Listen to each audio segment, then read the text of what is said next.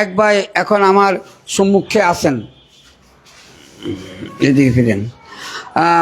ভাই আপনার নাম নাম কি বলেন তো ভাই? আমার নাম শফিউদ্দিন, আমি হলাম মালিক পক্ষ। মালিক পক্ষ। তা আমরা দূর থেকে শুনে এসেছিলাম যে আপনার এখানে লিফট পড়েছিল, আপনি এবং আরও একজন লোক লিফটে ছিলেন। তো এই ব্যাপারে লিফটে কীভাবে পড়লো, আপনি যখন পড়ছিলেন তখন আপনার কী অবস্থা হয়েছিল এবং কে কীভাবে এই লিফট থেকে বের হয়েছিলেন আমাদের কাছে একটু বলুন তো কাইন্ডলি। এখানে যখন আমি উঠলাম, আমার সাথে নাহিদ ছিল। নাহিদ আমরা দুজন উঠার পরে সুইচ দেওয়ার পরে লিফটে একটু উঠার পরেই এই দরজা একটার সাথে একটা লাগে একটা বড় শব্দ হয়।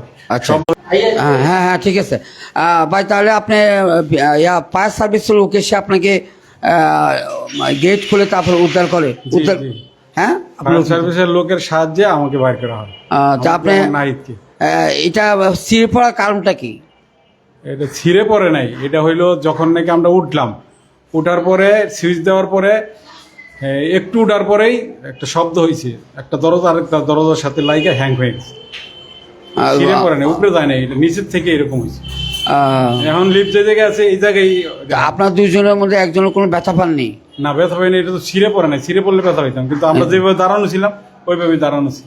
সময়ত গাইজ আপনারা দেখতে পাচ্ছেন স্যারাগালি সিরামিক মার্কেটের পাশে আমরা শুনে এসেছিলাম যে আপনারা কতলা দাঁড়ান? 10তলা। এটা 10তলা বিল্ডিংয়ে একটি লিফট হঠাৎ করে আটকা পড়ে এবং সেখানে দুজন লোক ছিলেন। সেই দুজন লোকের মধ্যে আপনারা আমার সামনে যাকে দেখতে পাচ্ছেন উনিও ভিতরে আটকা পড়েছিলেন। পরে ফায়ার সার্ভিসের লোক এসে ওনাদেরকে গেট খুলে উদ্ধার করে। আর যাদের বাড়িতে লিফট আছে সে সকল ভাইদের অনুরোধ করব, লিফট প্রতিদিন না হলেও প্রতি সপ্তাহে হলেও যেন একবার চেক করা হয়, যেন এই ধরনের দুর্ঘটনা শিকার না হন। এর থেকে আরও বড় দুর্ঘটনা হতে পারত। অল্পের জন্য মহান আল্লাহ পাক ওনাকে রক্ষা করছেন। আল্লাহ পাক ইচ্ছা করলে কী না করতে পারেন। উনি জলকে স্থলে পরিণত করতে পারেন, স্থলকে জলে পরিণত করতে পারেন, অসুস্থ মনুষ্য রোগীকেও আল্লাহ পাক জীবন দান করতে পারেন।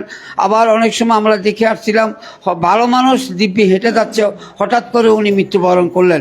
সে মহান রাব্বুল আলামিনের শুকর আদায় করি, আল্লাহ পাক আমাদেরকে সুস্থ রেখেছেন এবং কঠিন থেকে কঠিনতম নিয়ামত দান করেছেন। আল্লাহর নিকট আমরা সেই নিয়ামত প্রত্যাশা করি। দূর দূরান্ত থেকে যারা এই মুহূর্তে আমার লাইভটি দেখতে পাচ্ছেন, আমি প্রত্যাশা করব আপনারা নিজেও দেখবেন এবং অপরকেও শেয়ারের মাধ্যমে লাইভটি দেখানোর জন্য সহযোগিতা করবেন। আপনাদের একটি শেয়ারেই আমাদের সার্থকতা। আবার কোনো এক সময় নতুন কোনো অঙ্গনে নতুন কোনো দৃশ্য নিয়ে আপনাদের মাঝে আসার চেষ্টা করব। সেই পর্যন্ত আপনারা সবাই ভালো থাকবেন, সুস্থ থাকবেন। অবিরাম আপনাদের সফলতা এবং দীর্ঘায়ু কামনা করে বসন্ত বাংলা টিভি থেকে আমি জসিমউদ্দিন চৌধুরী এই মুহূর্তে আমার লাইভটি শেষ করছি। ভালো থাকবেন, সুস্থ থাকবেন।